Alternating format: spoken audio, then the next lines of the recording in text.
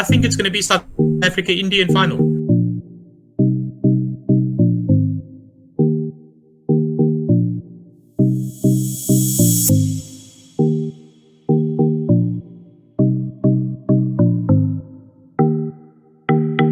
So hello guys, welcome to the another episode of CRICTIK, and today I'm having a very special guest with me, Grant Pringle, who is a level 2 South African certified coach and the founder of EduCricket. So Grant, can you tell everyone what is EduCricket?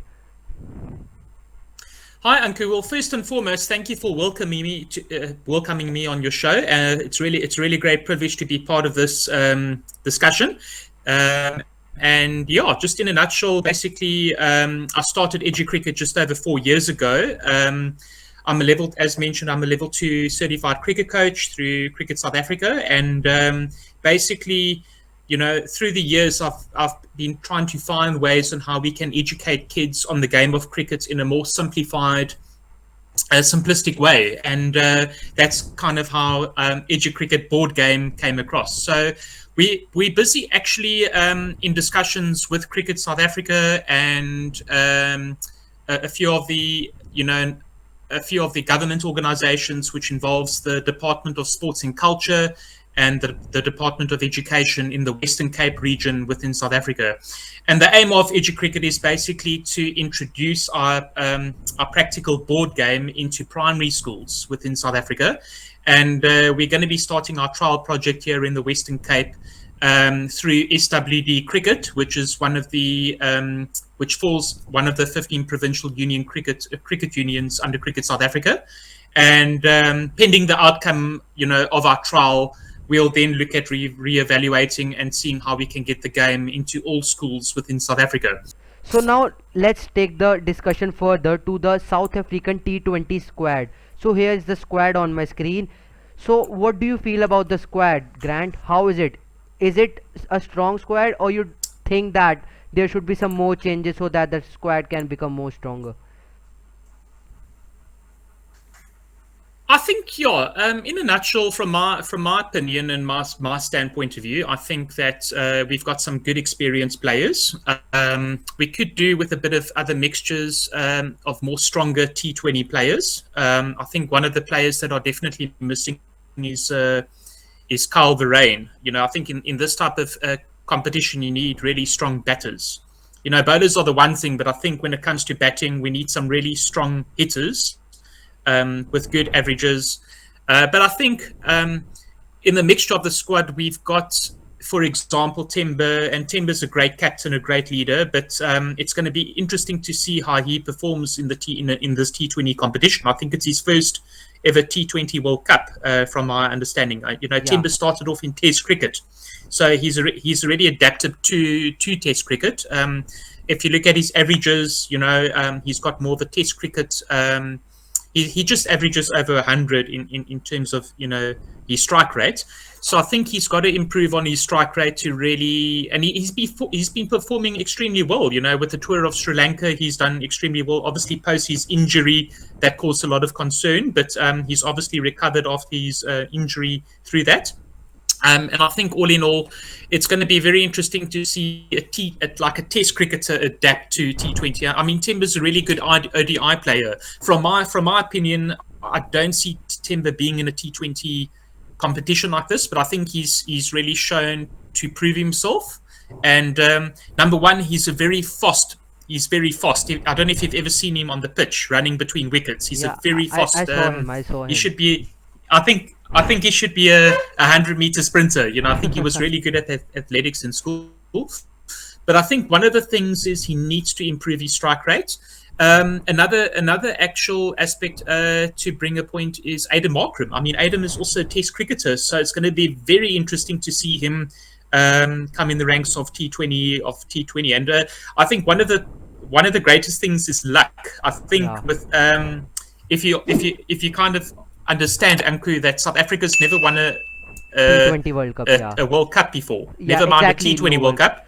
We've never won any World Cup except for the under-19s in 2014, which was managed and coached by Ray Jennings. Aiden Markram was the captain then. for the 19 World Cup, and South Africa won it in 2014. So I think that speaks a lot for itself, and maybe we've got some luck on our side this time that South Africa can pull a World Cup. Yeah. Only I But guess yeah, like I I said, I guess think the Adam and both. sorry, I guess only Gary Christian was the only South African to lift a World Cup, that too for India. Yes, and Ray Jennings, Yeah, the coach for yeah, South Africa, and yeah. But I think from my taking, it's going to be really interesting to see some test and ODI players, limited over players, adapt to playing T20. They definitely need to rise the game, and I think with other players, other batsmen like David Miller, who's got that experience. Unfortunately, David hasn't been up to form till date, especially in the Caribbean Premier League. I don't know if he took part in it. I just haven't been following that. But he hasn't been up to form. I think he could have been performing a bit better, but he has got the experience and he does perform well under pressure. Um, and obviously, a great one we've got is, I think Heinrich Klaassen, a very strong hitter, yeah, that's going to basically make it for us. Another experienced player is Rassie van der Dussen, a great player, great batsman. I think he also performs very well under pressure, and I think we have what it takes to make it to the finals in that. But yeah, there's a bit of interesting. It's a bit of an interesting of a mixed side, and I think it's going to be interesting to see how these experienced Test and ODI players perform. But Temba once again is a great leader, and I think he can pull things together and make it work. Timber's hit a lot of fours. I think we need more sixes. But don't underestimate, dynamite does yeah, come in small packages. I mean, look at Sachin Tendulkar, the master, who could smack people exactly, around. So Timber's a very short person, but he's got dynamite. Let me tell you that. exactly. And obviously, there's a no-brainer with Kagiso Rabada, Heinrich Nokia. He's been performing extremely well in IPL, and along comes our number one ICC ranking T20 bowler, Yeah, Tabree Shamsi. So there's a no-brainer there, and I think that we can definitely get some wickets. Going through that. I think one of the things that's also that's standing out, that's gonna be quite interesting to see. I can't comment a lot. I'm just trying to get my head around. If you look at right at the bottom of the thing of the side, we've got George Linder, Andile Pilukwaya, and Lazard Williams yeah. who are reserve replacements. So it's going to be interesting to see how they perform. Okay, so now let us talk about why the team management hasn't selected Faf du Plessis, who has been very consistent in each and every match for South Africa, and not only for South Africa but also the other leagues that he plays. If we see in IPL, he's been performing for CSK, in the CPL also he's performing well, so why not Faf du Plessis? What are your views on it? Well, I think it's to do with politics, number one. Obviously, Faf is no longer contracted through Cricket South Africa.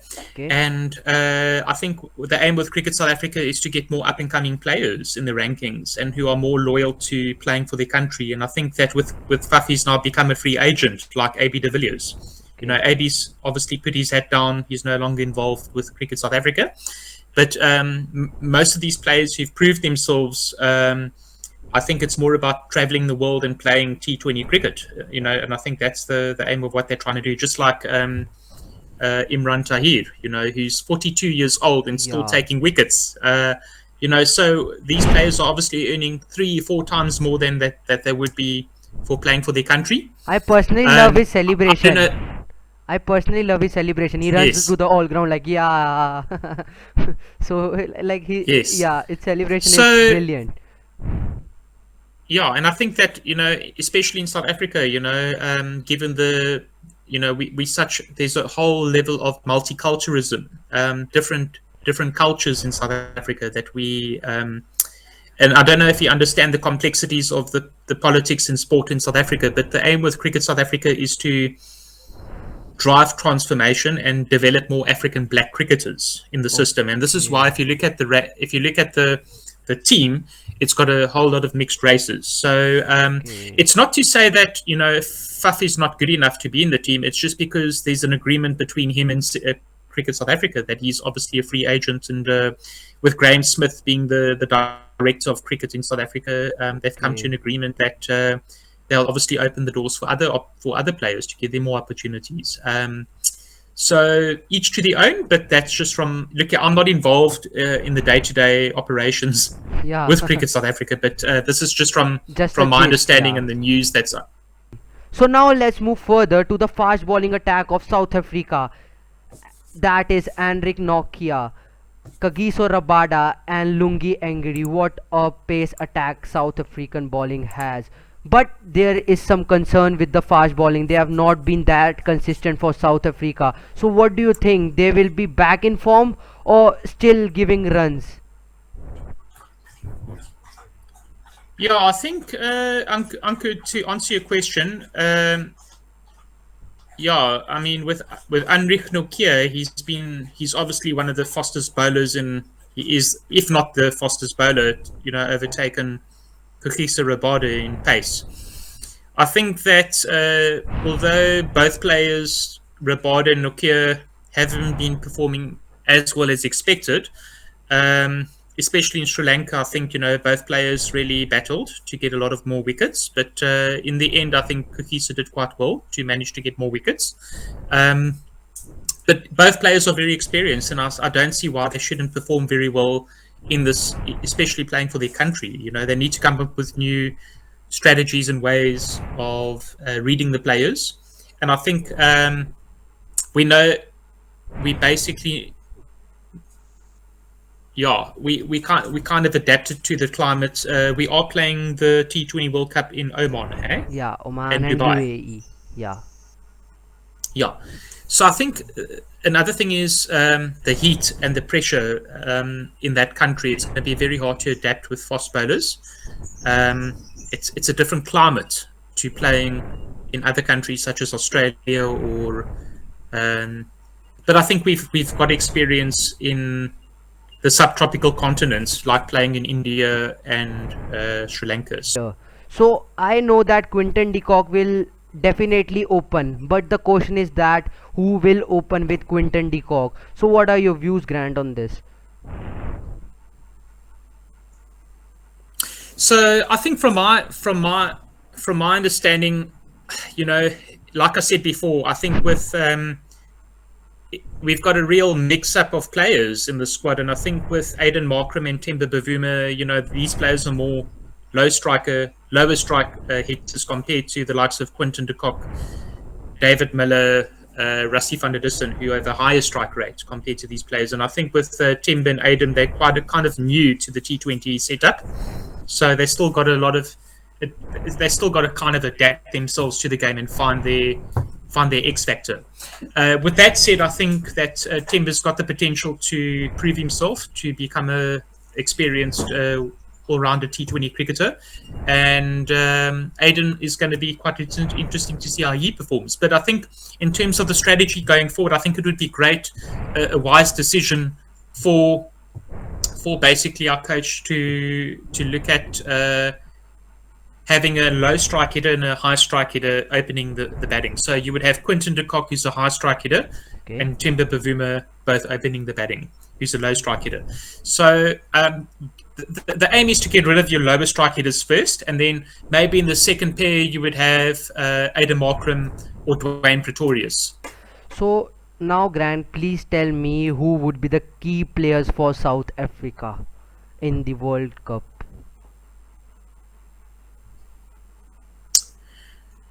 I think the major key players that stand out for me would be Quinton de Kock, Okay. obviously. I think definitely Rassie van der Dussen. He's Okay. proved himself. He's a very consistent player. Okay. Definitely Tabri Shamsi from a bowling standpoint of view. Yeah. And I would say Anrich Nokia, he's got the pace and means. I just think that he needs to get his line and length in place. And Lungi's been performing. He's a great T20 player, and I think he'll definitely. I think basically Kagiso just needs to get his groove back. He's got the pace as well. He's got that experience. So I think we really have a strong bowling unit. And I think all in all, those are the key players that really stand out for me in terms of the batting, I would definitely put my hat in the bag for Quinton, for Dwayne Pretorius, for George Linder. It would have been great to see if George Linder can play one or two games to see how he performs. Okay. Yeah, it's going to be the battles of the batting. It's going to be Temba Bavuma, Reza Hendricks, and Aidan Markram to see how they perform. I don't think Reza's, got a kind of a higher strike rate than as usual, but I think also we need to have that consistency. So it'll be interesting to see how that pans out. So now, please tell everyone what should be your playing 11 for the South African team. So I think in my personal 11, I would definitely go for George Linder, um,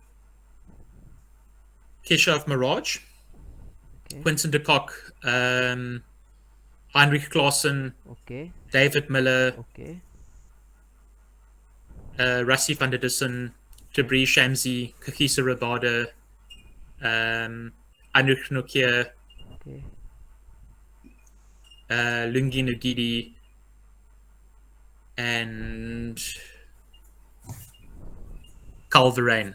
Okay. So that's Carl is definitely yeah. missing. I think he's a great player. So now the final question for the day. Do you think that South Africa will win the sorry, once again. So the final question for the day is, do you think that South Africa will bring their first trophy to the home? My heart is definitely with it. I think that we have what it takes to bring it home. I think we've really performed very well throughout the year. Post COVID, it's been a very stressful impact on all teams nationally. Yeah. But at the end of the day, that's no excuse. I think all the teams are under pressure to perform. But I just think that T20 is more of a luck.